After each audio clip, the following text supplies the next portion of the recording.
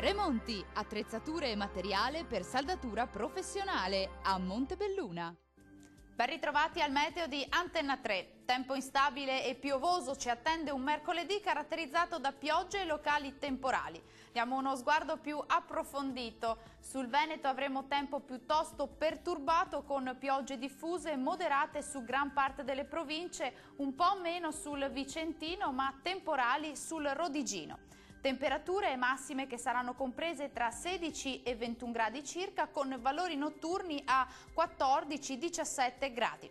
Spostiamoci ora sul Friuli Venezia Giulia, anche qui sarà diffusamente perturbato su tutta la regione con rovesci e temporali possibili su gran parte del territorio regionale. Temperature massime previste intorno ai 17-19 gradi, minime a 17-18 gradi circa.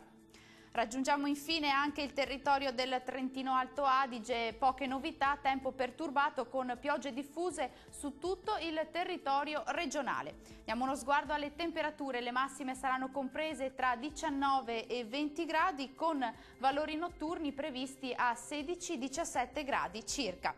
Uno sguardo alla situazione dei mari e dei venti. Il mare sarà poco mosso sulle coste, mosso al largo, i venti saranno moderati settentrionali. Dal meteo anche per oggi è tutto, grazie per l'attenzione e arrivederci al prossimo aggiornamento.